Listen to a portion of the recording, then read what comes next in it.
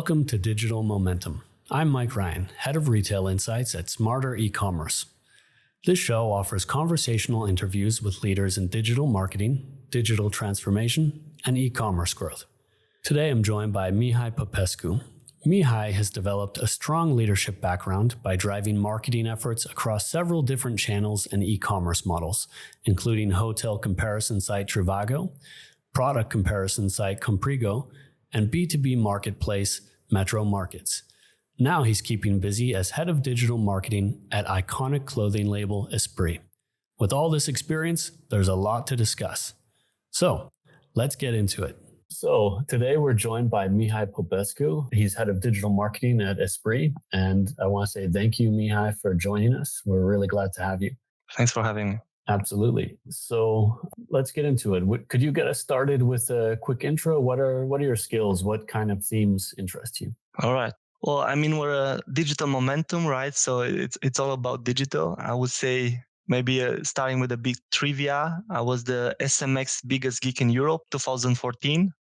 So thank you, Third Door Media, for the PlayStation you sent me. I wish I could have won the tickets to to San Jose, to SMS West, but I did that some years after. But yeah, I'm originally from Romania, as my name might give you a hint to some formal famous football player that we had in the glory days.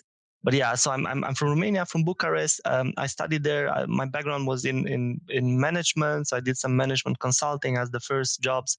But then I fell in love with online marketing, as I wanted to start something around e-commerce, supporting businesses doing online sales. So I had some gigs, some really interesting projects in Romania, working with some smart people. Some of them trying to create the local Indeed.com before they moved to US and successfully sold their business to Twitter, another business. But yeah, I came to Germany in 2010 for a corporate job, like a marketing communication job at DHL, kind of a management trainee. Back then when the market restrictions were a bit closed for Romanians and Bulgarians. And then I found my home in Germany at Trivago, where was pretty much the time of my life, learning the ropes and experimenting a lot on PPC and understanding more performance marketing and product. Then I continue with online travel with a company that now belongs in the Kayak group, and then getting more local to a price comparison belonging to the Bauer Media Verlag, a famous publishing house here in Germany. And before Esprit, which you mentioned, I was also heading the marketing function at Metro Markets, a corporate startup of Metro, a marketplace for the hospitality and restaurant industry. Yeah. Thanks for that great overview. And I want to single out Trivago there. It seems like that was kind of a breakthrough moment in your career. As you said, you were kind of having the time of your life and learning the ropes, but from what I gather, you did more than just learn the ropes. You reorganized the UK search campaigns, you turned that account profitable, and you grew the revenue more than 200%. And then this gave you the mandate to overhaul all of Trivago's English-speaking markets. So Could you tell us a bit more about what you achieved, how you did it, what were your guiding principles? Yeah, on the learning the ropes, I did AdWords before. So I think I was in the team, apart from the people leading the team, the one with most experience at that point in AdWords. Maybe this is why they trust me to give me the biggest market in their portfolio from a spend perspective. And it was tough, right? UK was difficult because at that time, Trivago was mostly strong in 5 markets. So they were good in Germany. They struck a bit of success due to the TV advertisement in Spain and Italy. France was growing, and UK was really challenging because it's a saturated market. There was not so much brand recognition, and I remember we had some issues like getting our return, right? Nevertheless, I think it matched well. It was an English language country. I had some experience in PPC. I was working my ass off. And I think I also had a bit of luck, right? So at that point, a lot of change happened. So we were switching from an old bidding system from Efficient Frontier to Marine Software. And then we started to invest in a prototype campaign builder, which I guess was a lot inspired by Delta method. For the people that that are familiar with Delta Method, this company in Berlin that were helping other companies to create a huge high scale SEA accounts. So yeah, so that was a mix, right? So a bit of low barrier to enter new SEA markets, redoing some structures, doing it from scratch, right? Having some keyword set and trying to arrange it in a different way. I also had great colleagues, right? And 4 to 5 students that helped me initially on the UK account. Out of them became full-time Trivago employees. And then to go to the other English speaking markets, we had some North American trainees that came in Germany to, I would say, to experience Trivago, or came to Trivago to experience Germany. It's a combination of those, right? So cheers to Patrick Richards and Andrew Chu if you're reading this. And we had a great manager, a great young manager, Johannes Thomas, which triggered this change process, right? So we invested a lot in the internal development of this tool with some great people that took over later the PO role. But it was pretty basic, right? So it replaced a lot of the process we had in Excel, but was very tedious and very careful work on how to structure things, analyzing the data, getting more and more granular, understanding how to manage the bidding tool. And I think no, marine software is a great bidding tool, but there is still a lot of tweaks that needed to be done in order to get the full value. And yeah, like I said, experimenting. We experimented a lot. I was deep into analytics then, trying to understand everything as all the correlation between different things that we did and causations. And yeah, it worked well. So I think the most we struggle in US, right? And I think US is a difficult market for any European company to attack. But we had some experiments and we found the right formula. And then when brand marketing kicked in US, right, everybody knows the Trivago guy. Things started scaling quite fast. So yeah, that's it pretty much in a nutshell. Well, cool. Thanks for that overview. And I love this part you mentioned at the end, that it was that kind of combined effect of the brand marketing and the performance marketing that were able to really help you scale up. And I'm really curious to hear more about this tool that you're working on too a bit. I mean, I just want to table that for a bit later. I'd like to ask you a little bit about some topics around in-housing versus agency versus building. But let's just work on this topic of your career a bit for right now, like, because next you were on to Hotels Combined, which you mentioned that's now part of the Kayak Group. But in some you were active in, and I think you did some freelance consulting as well. And in some you were active from 2011 to 2017 in there. So how did the travel market change in that time, and how did your strategies and teams need to change? I'm also curious, you mentioned some of these saturated markets, and I imagine toward the end of this time frame, I'd have to check, but maybe that's when Google was entering hotel comparison with their offering. Yes. So what was that all like? I think it was the most exciting times for online travel. So I remember that the early 2011 Booking.com was big, but not as dominant as now. They were very good, especially good at PPC. So I know we envy their budgets and the resource that they put in. But yeah, there was still a lot to compare, right? So there was a very good time for price comparison for Trivago in special. And I think when Google entered the hotel comparison, they basically moved their module, which existed there, was dormant somewhere in the position 3 or 4, to position 1, right? Mm-hmm. And what happened is they actually took away one of the most important entry point, right? Which was people looking for hotel name, and favor basically with this move direct booking companies like online travel agencies, and to some extent small and independent hotel chains that had, I say actually small independent hotel chains, depending how they were, they could have had higher barriers of entry, right? So some of them, they were picked up by hotel marketing agencies that basically did this very niche ACA for them. As I said at the very beginning, the hotel comparison of Google was very techy, right, and even more complicated than ACA. And what was surprising to me in hindsight and looking was that Trivago decided to fight with advertisement, and a lot of companies did, right? Booking.coms at that point, they had also amazing brand campaigns like the Booking.yeah. But Trivago basically decided to push more into advertisement, trying to be the first contact point to somebody looking for hotels, Hotel Trivago, and decided not to sue Google, right, or report them to the European Commission, which was a very different route than the price comparison websites did when Google highlighted shopping, right, which eventually led to this 2017 European Commission fines that Google got within 2.4 billion, which was abusing their dominance as a search engine, right, to getting an advantage into their own comparison shopping engine versus the others. But again, the Trivago didn't start this case, as Kelco, Twenga, and price comparison did with the Google Shopping. And I mean, years after, I think everybody asked themselves what could have been if we would have told Google, hey, it's not okay to do that. Maybe the market would have looked differently. Some things would have been differently. But me at that time, I was with another company, right? So when these things got out of no return point, right? I mean, Google established themselves as very strong in with their hotel comparison, and you can only be present there if you had the mandate from the hotel, or if you can take direct bookings, right? And I was at that point, I was with Hotels Combined, a company from Australia, which was later bought by the Kayak Group.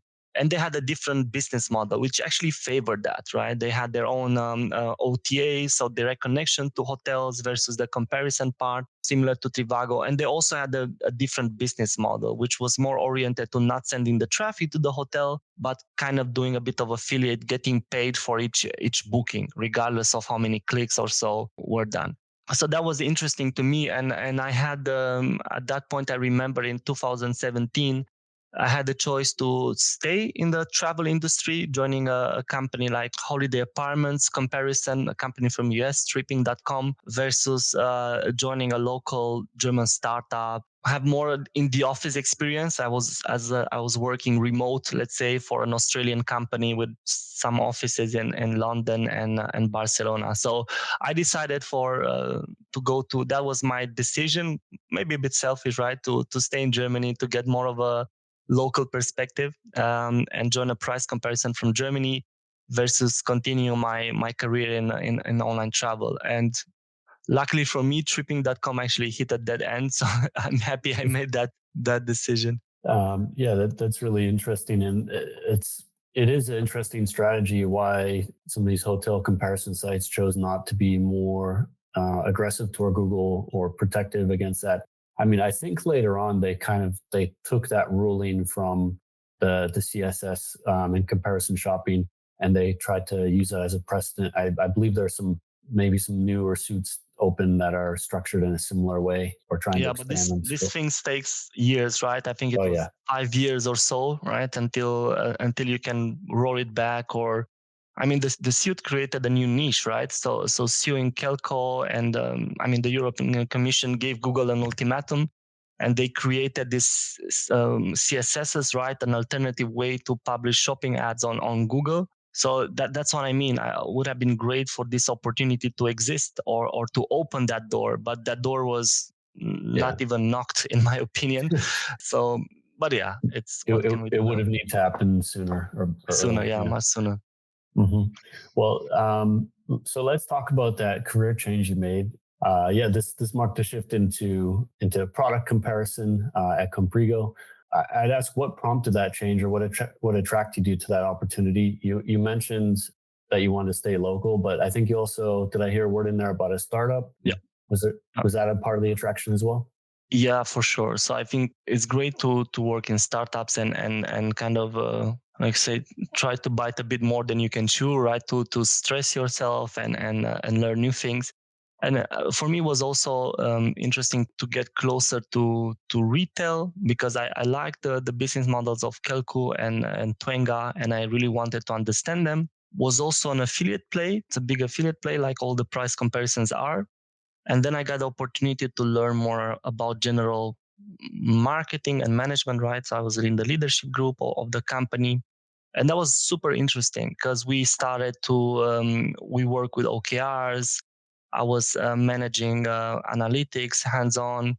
And then I was also part product owner, right? So years time after, I realized, hey, I was actually doing growth marketing. So that's kind of the definition when you can control your part product owner and you also do the marketing. That was effectively growth marketing that we did, and for a part of our products, we were trying at that point to follow the business model of Compado to some extent, or Vergleich.org, this famous comparison or let's say test websites in Germany, although test is a big label and controversial.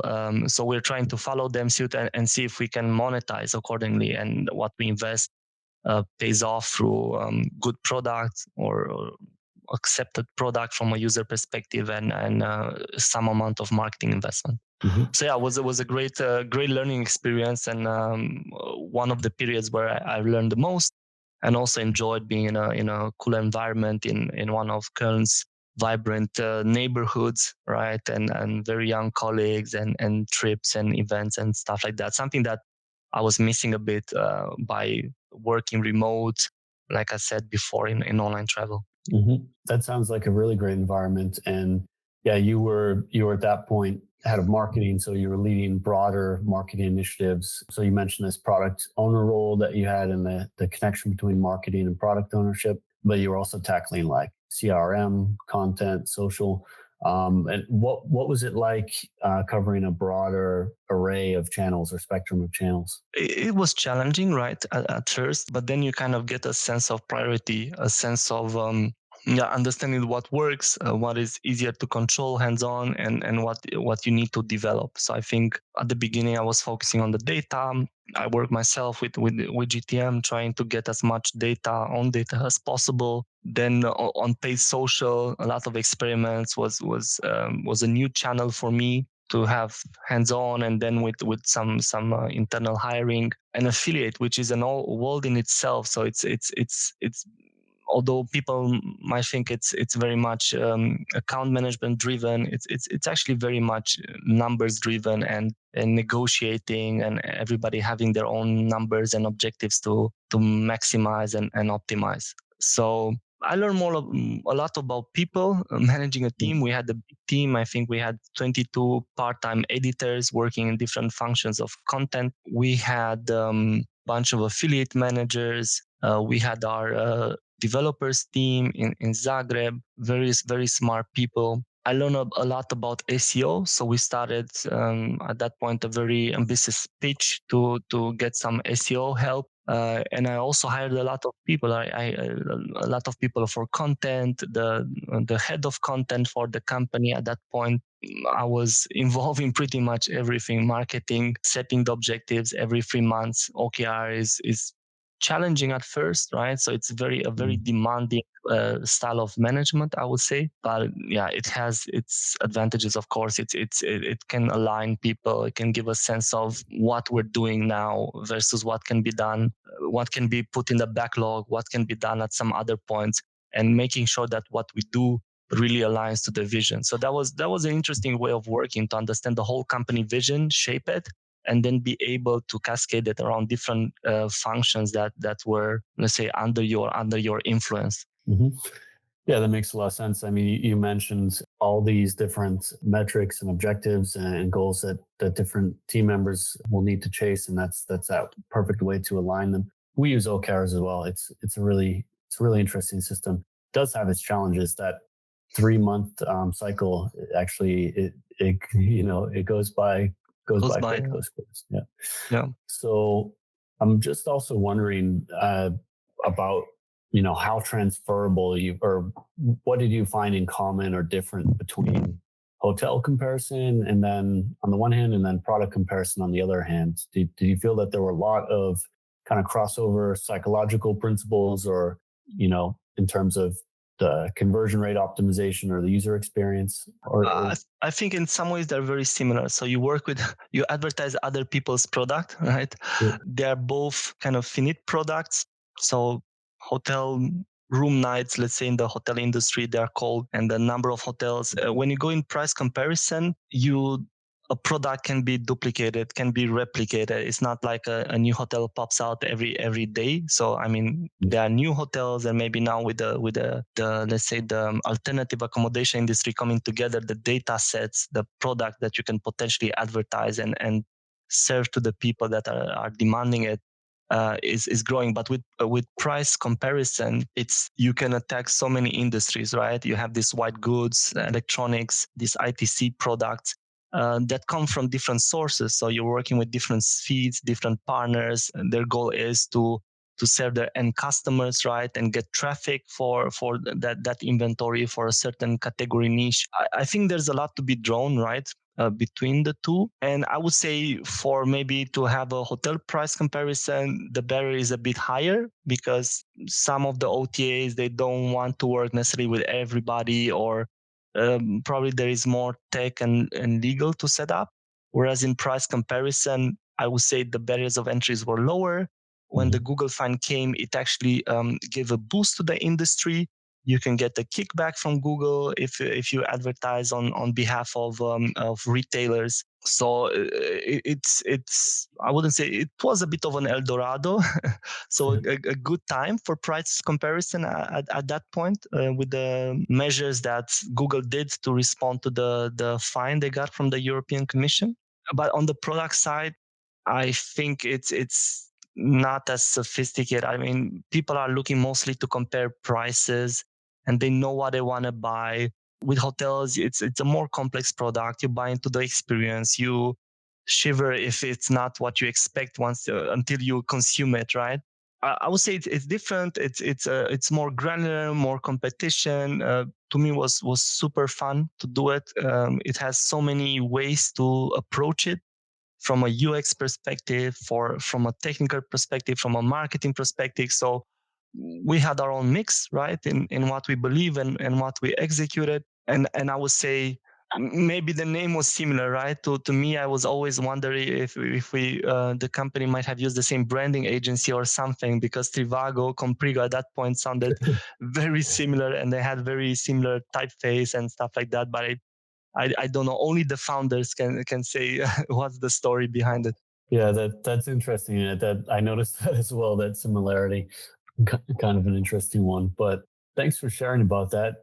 Maybe you could tell us a bit then about what you did at Metro Markets. I'm really curious because you mentioned earlier, like, so Comprigo you described as having a sort of a startup atmosphere, and earlier you described Metro Markets as a corporate startup. So maybe you could explain that how that setup worked.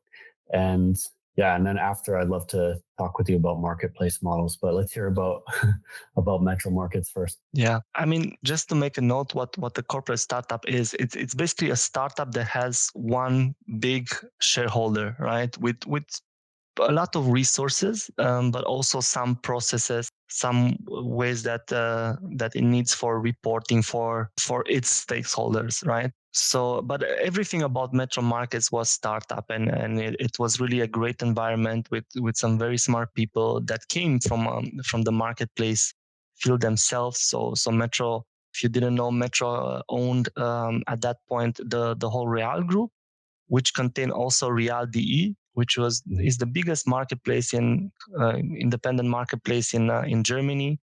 I would say they're getting close to eBay in some aspects. So yeah, so a lot of people from that group, again under the Metro umbrella before Real was sold, they created Metro Markets with support from the corporate, the HQ of Metro. It's interesting because I think everybody, kind of edging to your next question, there's so many marketplaces coming up. Why is that happening? And I think it's we see it because there are such big retailers that they look at their growth rates and they see, let's say pure players grow stronger than just brick and mortar players. Omni-channel, so having a bit of both experience, also have a certain growth rate. But the biggest growth rate actually is for marketplaces. If we are so dominant in our industry, why don't we create one of these vertical marketplaces? focus on a field. And we see some very good examples in the market of such marketplaces. There are things we don't notice because we're not necessarily buyers, but there's a marketplace for metals, rare metals buying, or for food additives, these colorants and stuff like that. There is also the retail models. There is a marketplace for this handwerk, so for do-it-yourself equipment, from France, which is now dominating a bit Europe, the mano mano ones. Yeah. Exactly. And then you have big retailers which don't necessarily have their own brands that go in the marketplace field because they're so good at marketing that the next growth that they can capture is from a marketplace model, getting sellers which they don't have the power to invest, or they're not so efficient in marketing, and they just care about the wholesale model. Like, this is my product, this is what I would like to get for it. Take it, market it, sell it, and we can share the commission, or depending on the type of model they use, they can either buy it up front and belongs to Douglas as in the minute it reaches the warehouse, or it just sits there and then a part of the commission is taken by them. So yeah, I think it's a great time for marketplaces. I think even before Corona maybe even accentuated. Marketplaces are doing great in Corona. So for me, it was great to be at the start of such a journey, because I remember I was there before we had any product live, so it was all in the planning mode. I had about 6 months or so to have a strategy for the main functions. What do we want to do? What are the people we want to hire?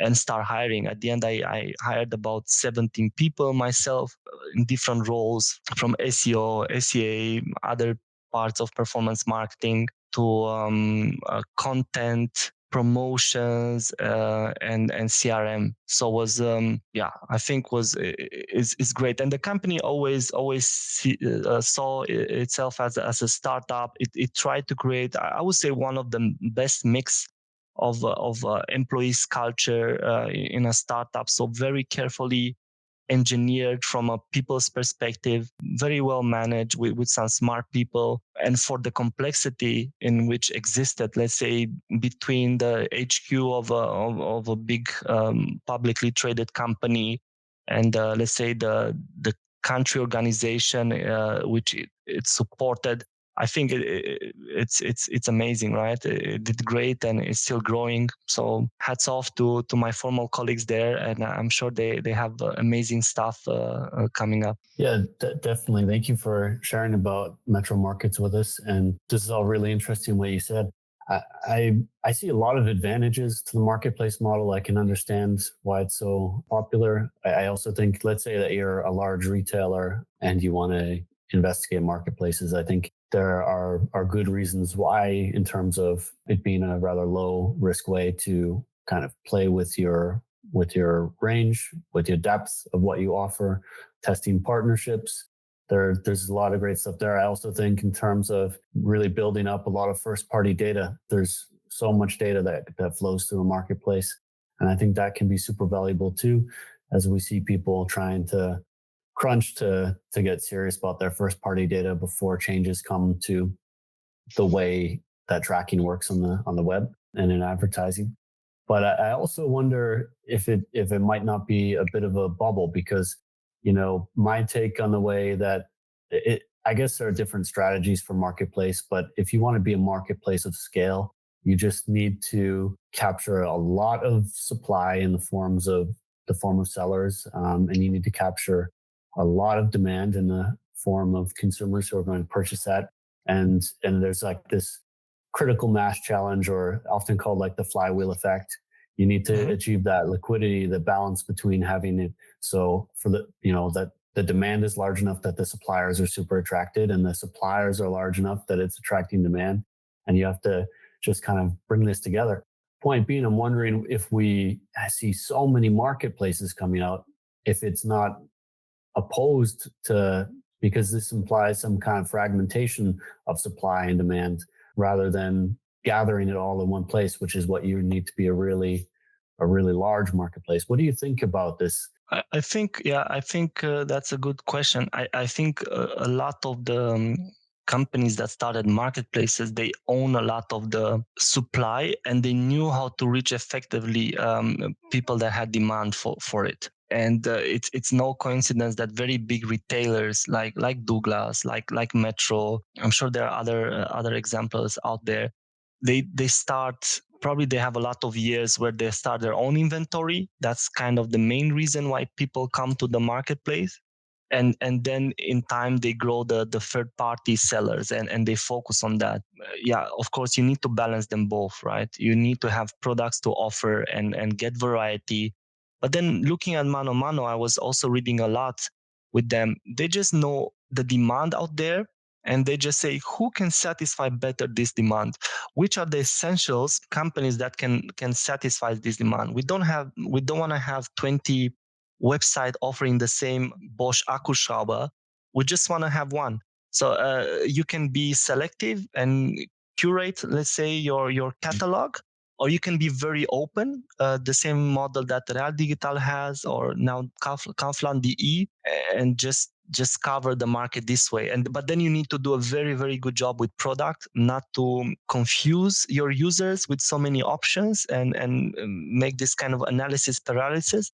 So it depends. You can choose multiple paths, but I think what they all had in common, I think it's okay for big retailers to try to capture the marketplaces, not letting themselves being disrupted by pure marketplace companies out there. Maybe even buy marketplace companies. I think that was the case of Real. They bought a very successful startup in Köln, which are, let's say, the geeks, and they made the brand of Real, and then they did some very, very good work. So I think it's okay for a company to join powers and other companies to say, yeah, hats off, you're better, Douglas or Metro Markets, you do very great marketing, you reach a lot of consumers.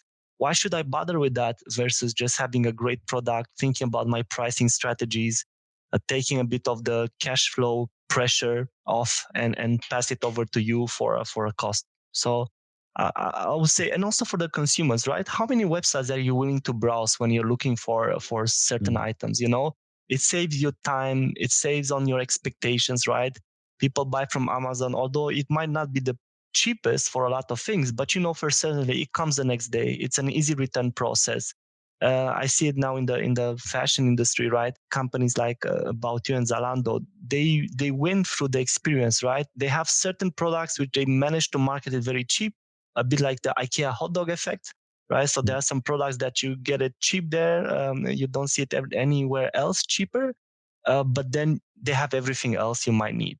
So I think that's saving consumers time, saving some headaches from the retailer, for the brand owners, the merchandise owners. If somebody's taking the risk and the benefit at the end, right? So I think you need some financial power to be able to do it consistently and grow fast. So you need to invest a lot if you want to gather a huge amount of supply and market it correctly, right? But it's possible, and for me it was interesting to see this, how Metro was approaching it, having some insight in how Real Digital was doing it.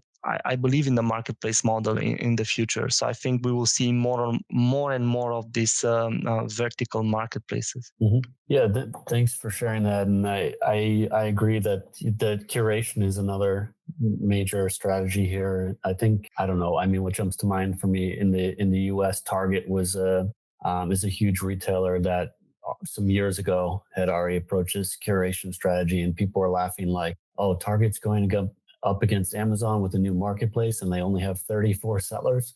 But this is very intentional because it was all about the experience that they wanted to deliver.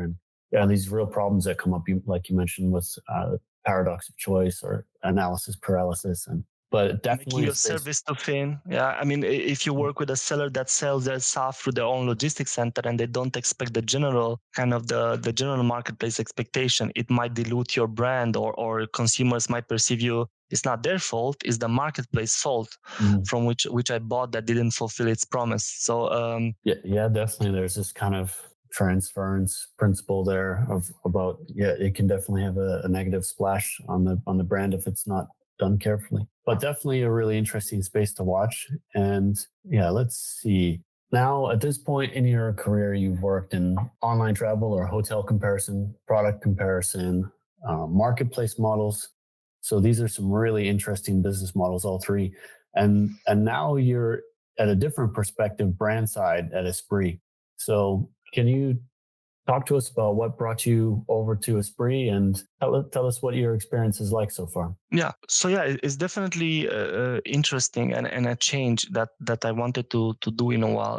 I think I also after my management studies I studied marketing. So how to build brands, how to do, let's say, classical advertisement, how to to do the whole marketing management place. And with marketplaces, let's say you transfer the brand, or at some point the brand is completely irrelevant. You want your whatever a certain object that you don't care what from what manufacturer it comes. You just want to make sure you get it delivered on time and you buy it at the right price. And I think it's different when you go towards more industries where brand matters. And to me was intriguing to work for a fashion retailer and an apparel manufacturer which is established and old in the market. It's connected with Patagonia. It shares the same founders as the Patagonia brand. So was a interesting offer, and I found it interesting also to kind of get back to more performance marketing, understanding how it happens for fashion and manage it and be a bit more focused versus investing too much time in management functions. So that was my personal choice. But otherwise, what is different is that with marketplaces, because most of the things in the past, they were marketplaces, they were, let's say, affiliates, some sort of arbitrage type of businesses where the margins are very thin. So you have some choices in marketing and tech that you can take, but whenever they attack your margin, you have a tough decision if you wanna buy rent that type of tech. And I think with brands, since the margin are much bigger, you can get more help, right? You can work Mhm. with agencies, you can work with some tech providers, which might seem expensive if you're coming from a marketplace model. So that was the part that actually attracted me to work with Esprit, and the expectations come true, right? So I'm doing projects which I didn't expect to do before. You know, we try out different things, right? We're very careful, of course, about the impact of our actions. Everything is business case driven. Mhm. But we can try things. So the company has ambitions to grow in e-commerce, has a great team in place, interesting backend and analytics, and also a very good rosters of agencies that support us. And it's nice to learn from all of them, and managing them and understanding how this is done from a brand perspective. And it's definitely a different type of learning, right? It's this kind of complementary learning that I always wanted to have, to kind of complete the picture, right? And kind of a full circle, right? Like I said, getting back to the starting point, a bit of digital marketing, but it's not just setting up AdWords campaign. It has a bigger goal, right? Mhm. You do it for a reason. So getting back to the root of it. And I'm learning from everybody around me. I'm happy to contribute with my digital marketing experience, what I learned from the marketplaces. So I would say it's very exciting. Yeah, it's a very good chapter in my career. That's really great to hear, and it's interesting too to hear kind of different perspective on the resources that are available or the kind of projects that you can work on. Maybe you can talk about your experiences with what's done in house or agency side in terms of customer acquisition, not just at Esprit, but your experience across your career. What preferences do you have, and what has shaped those? What kind of tasks would you tend to keep in house and want to own that, or what would you be willing to partner on? Yeah, I think that's one of the most interesting questions, right, to be had, because I would say on the majority of the time I had, we mostly build things in house. So it was setting the strategy, like what we do, and then all the way to making sure that everything the how was clear. and the right processes sometimes were even in place, and the tools were there. Whereas in an agency, it's more high level discussion, and we set some goals, some big level goals. And to some extent, I don't care too much about the stack they use, the tool they use, and we do regular reviews, and we look how things are going. But it's very objective driven, and on the other hand, probably the learnings are different, right? So we learn to be better managers, to manage the expectations, to communicate and stuff like that, versus learning how to leverage a certain tool or a certain advertiser. But we do balance that with other sessions, like what we call quarterly business reviews, where we discuss and they bring the experience that they have with other clients, right? Because if you do stuff in house, you'll just have your own learnings, right? But when you work with an agency that has diverse clients and they kind of play simultaneous chess games, I would call it, or they are co-partners, let's say, in a sort of competitional activity, they give you some hints of what would work, what you should watch out. So I think it's great to, yeah, they're veterans, right? So it's very hard unless you're really big as a pure brand or as a marketplace.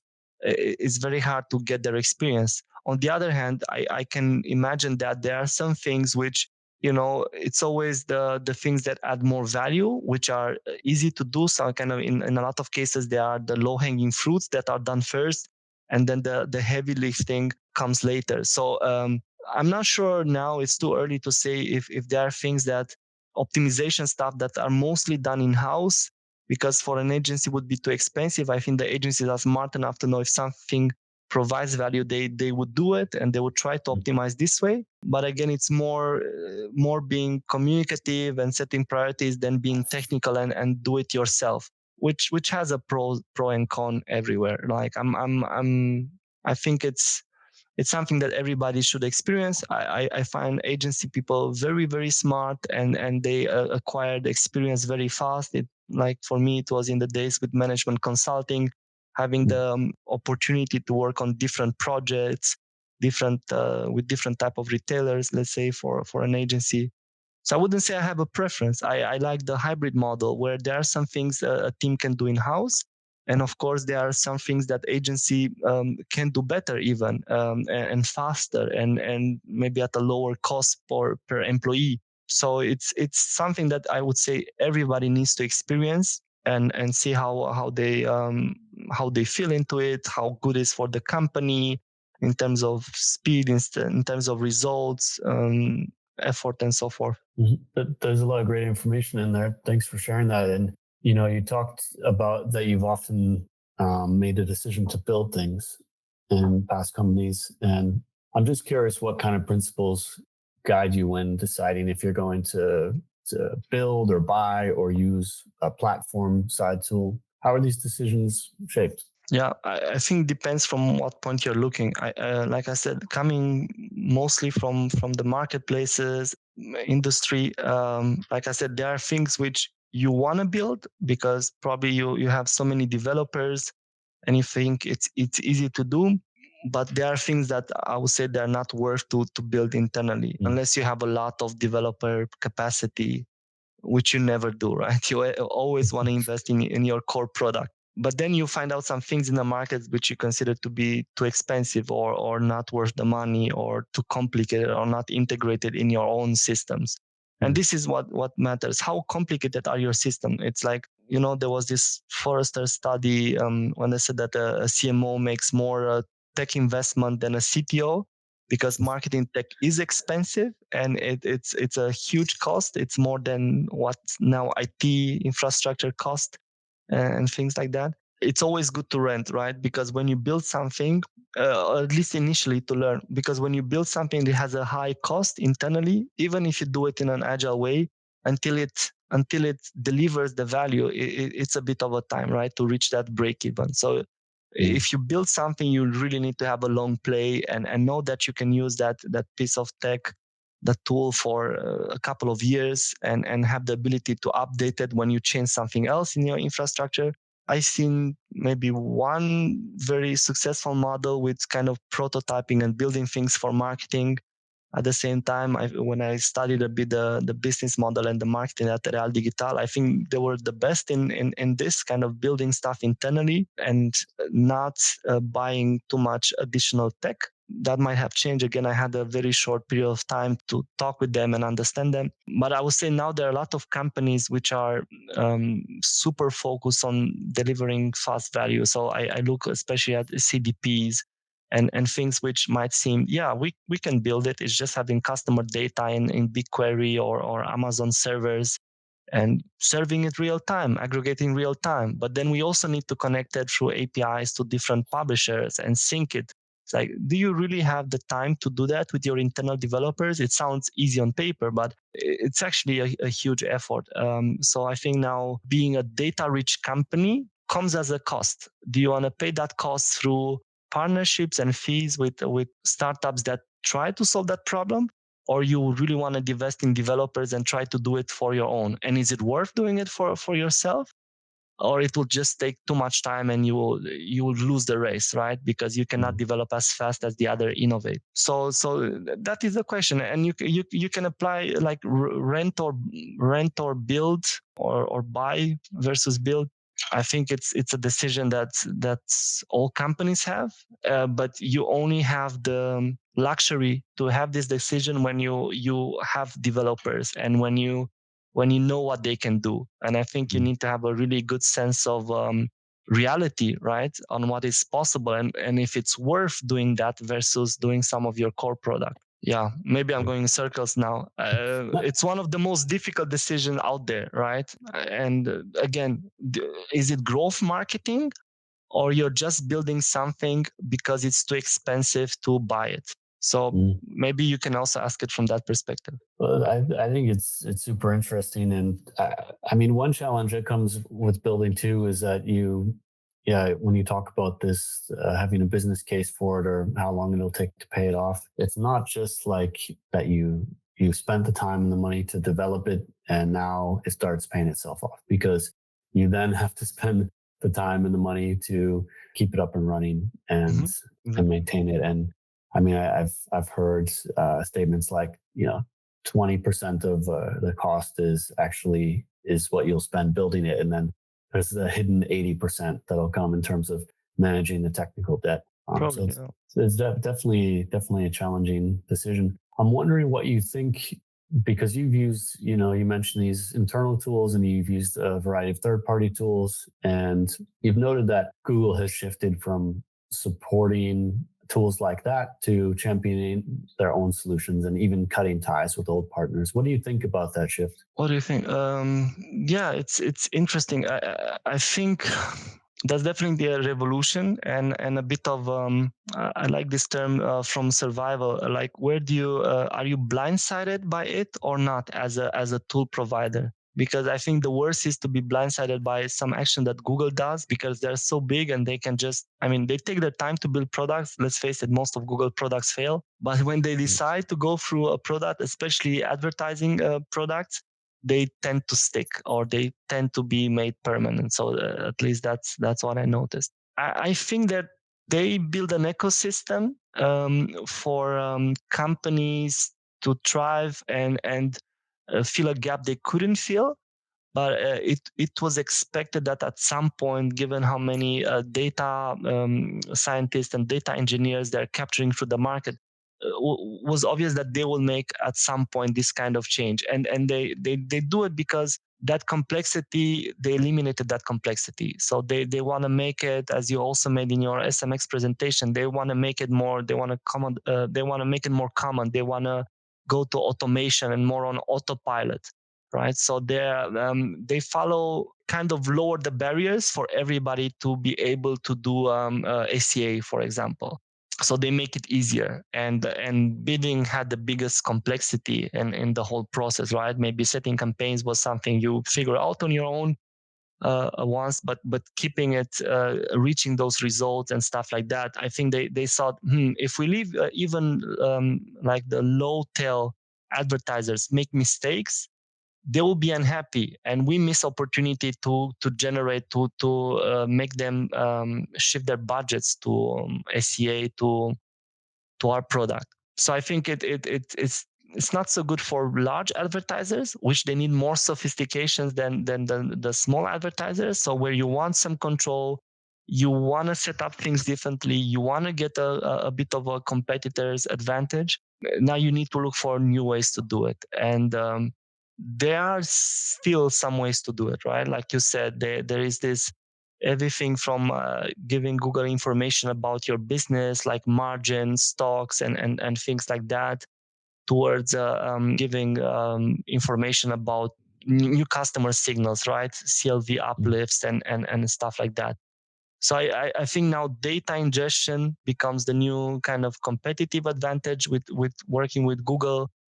Bidding and to certain extent structures becomes a commodity.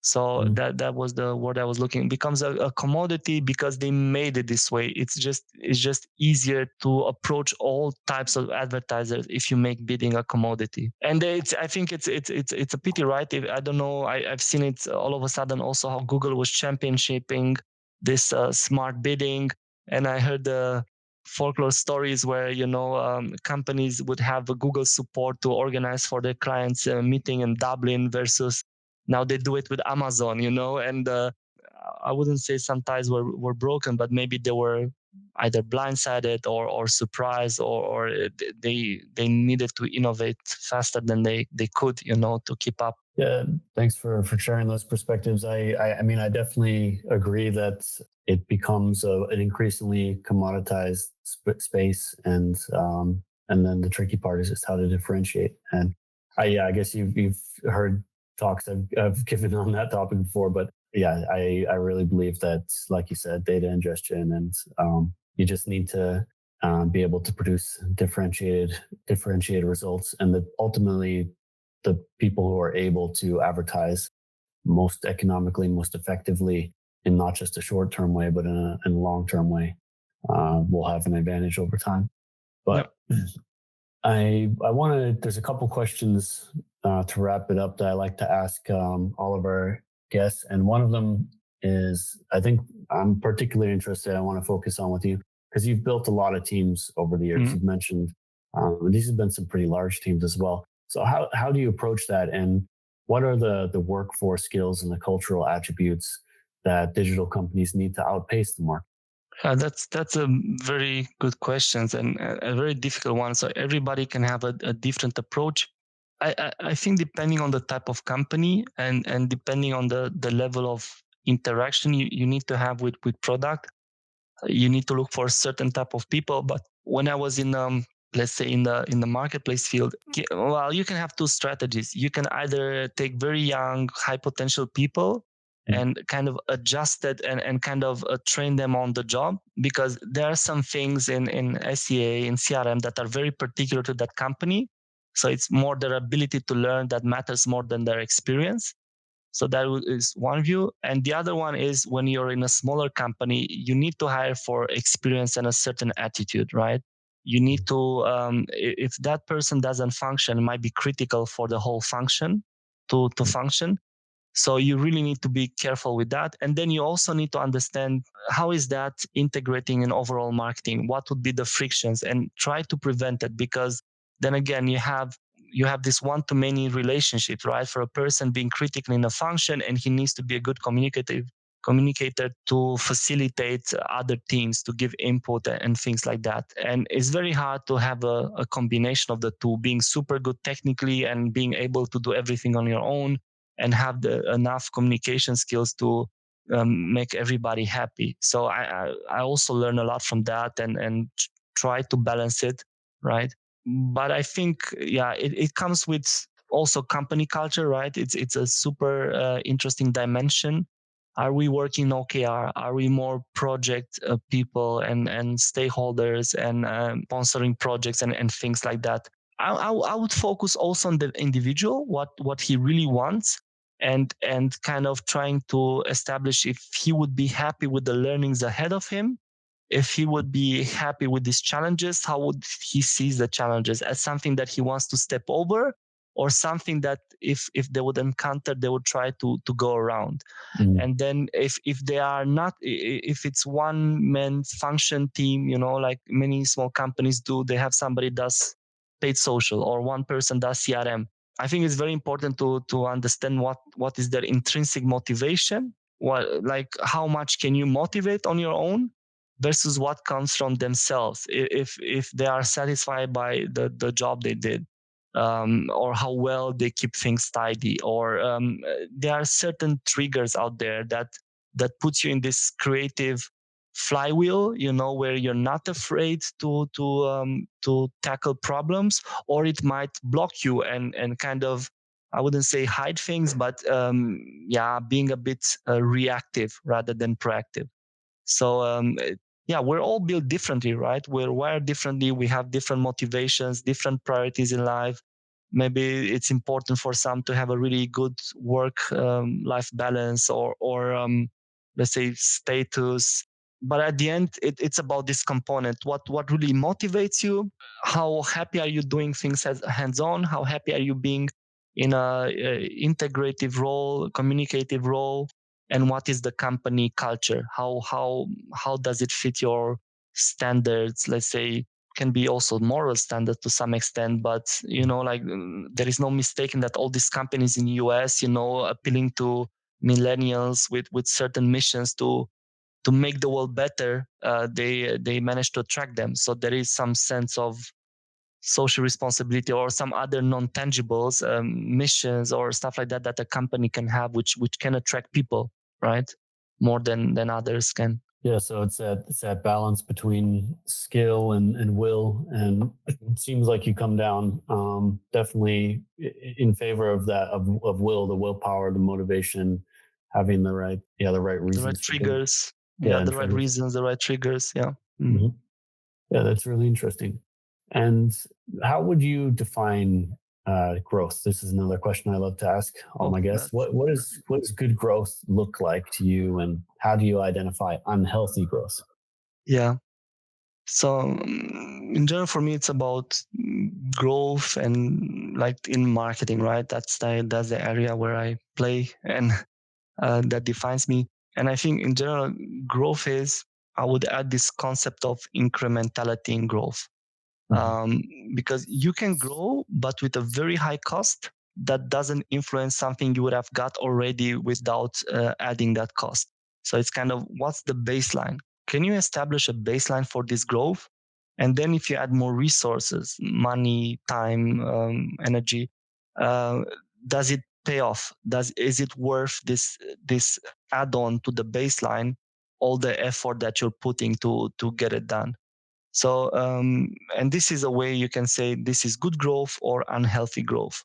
In pure marketing sense, it already starts to be a trend in that, right? Since we cannot count the users one, like every single one with consent and stuff like that. I think we start understanding more, analyzing more baseline, understanding, doing this kind of experiments where we can compare. Serving ghost ads or doing stuff in different geographies, we can see the actual effect of doing things versus and getting some results versus not doing anything and still getting certain results. And I think once you understand, you kind of understand which are the buttons you could push, right? Which are the areas which you push, and then investing more up to a point, I guess, in that area delivers the good growth, right? If you would push things, I don't know, areas where you just add the cost, but not you don't add so much incremental results, you're actually making yourself weaker on the long term, or you're wasting resources that could have used in better ways. Mhm. Yeah, absolutely. And I can imagine that would vary a lot between, for example, a startup like Comprigo probably needs that advertising pressure more. And not to say that Esprit doesn't need advertising pressure, but you really need to take a super close look at the incrementality in a context like that, because it is an established company. It has been around for a while. It has a certain momentum and awareness that's already out there. So you need to really make sure that what you're doing is adding value to that. The bigger your Because, baseline is, the more you need to study the incrementality, right? So I think you cannot do too many mistakes. I mean, you should do as many mistakes as possible as a startup so you can learn from them. So you do it at a low scale, not at the high scale. But when you're a already grown company and you have an established baseline, you need to analyze it and see if your actions improve on the baseline, add incrementality to the baseline. So that I think that is for any company that has a baseline, right? Because if by not doing anything you get nothing in return, well, that's clearly that you should do something, right? But Yeah. once you have some actions that from the past that still pays off to some extent in the future, this is where incrementality and understanding what good growth is for incrementality is very important. Mhm. Well, I really like that answer. I'll ask you one Thank you. more. Yeah. Sure, you're welcome. What's next in digital marketing? Which trends are you watching? Which trend am I watching? I really like this whole discussion with GDPR and data and how to do marketing without let's say without making it too personal or without kind of being too creepy about consumers' data. Because as a consumer, I can totally understand that. As a marketer, you get nervous where things that are possible in other countries or in other contexts, they're not available to you. And I'm watching now a lot what's happening in this field with attribution, what Google is trying to do, how we can patch data in let's say with this data ads hub, like Google is still saving cookies, right? It's just might not be, they might not make it available if it's not your first party data. You can still, there is still a lot on this data engineering and marketing that needs to be understood and be made easier. To some extent, I see it through some services Google give, right? And some easiness of operating clouds and big data sets with BigQuery. But I guess there are other alternatives, right? And I was recently at this Rebooster. There was some interesting session from agencies which work with Google Marketing platform. I'm watching all of this, and I'm really interested in the data engineering aspect, because if we wanna leverage our data, we need to understand how to manage it, how to connect it. Also, understanding that it's not just a user data. Potentially, if it's your data, why not patch it to a consumer, to a persona, and get all the touch points added together after the point somebody has logged in. If you can tie his login with and his cookie with pass cookie. So this is why I'm excited also about customer data platform. So I followed some developments recently and new companies which are growing, and how this marketing becomes integrated, and how you can orchestrate things with customer data platform, getting not only web data, which is mostly the data I was working with, but getting CRM data, loyalty data in, whatever, anything that then can, like app data, and properly understand. It's very hard to do incrementality between web and app. So you need to connect these points. So there is a lot of data engineering out there that needs to be done for these to be made easier for marketers to test. I'm watching very careful how easy it is for somebody which is a non-programmer, a non-data scientist to execute, because there are just a number of data scientists and data engineers out there, and mostly they are, let's say, eaten up by big companies. But I think every company, this should be again commoditized, I would say. So then anybody can leverage this, and everybody could be data rich if that is in their best interest and they have enough of data. You might be PepsiCo and you don't know where every store where a bottle of Pepsi sits, and that's okay.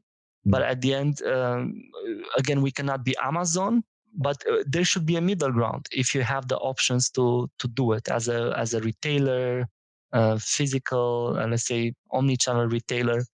So I think that's one of the most interesting topics for me, and I'm learning a lot in CRM, and I, like I said, I think it's a big connection, right? Once you establish a profile of a person and understand the touch points, add a bit of mathematics to understand the probability to convert, what's the estimated customer lifetime value, then you can invest more in marketing to capture more of like people. So it's I think CRM and digital marketing come together now. And the companies which binds the data together from a data perspective, for a functional perspective, they have a lot to gain. Yeah, absolutely. I think that's a really great note to end on. And I love this idea of, kind of, technology solving the plumbing and then empowering more people to take on, To do to make value. scenarios, execute, exactly. Have make their ideas without too much data processing, make their use cases possible, right? Yeah. Mhm. Well, I want to thank you again for joining us today. And last thing, is there any people or companies or anything that you want to shout out? Any Oh, projects? a lot of companies that I enjoy to work throughout the years. I'm surprised. The list would be a bit too long, but I think I'm grateful to all the companies that I work with, and I'm connected over in LinkedIn. I will leave the list open. Maybe I will thank everybody in the podcast link or in some comment, because I think that the list is quite long. Okay, well, that's good. Gratitude is a good virtue to have. So that's awesome.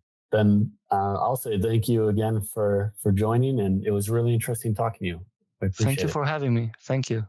Thanks for listening. Join us next time for an interview with Matthew Strelitz, Director of Performance Marketing at Miami Heat. And if you enjoy this podcast, please consider sharing it with coworkers, friends, or within your professional network. We really appreciate it. This podcast is produced by Smarter E-commerce. To learn more, visit smarter-ecommerce.com.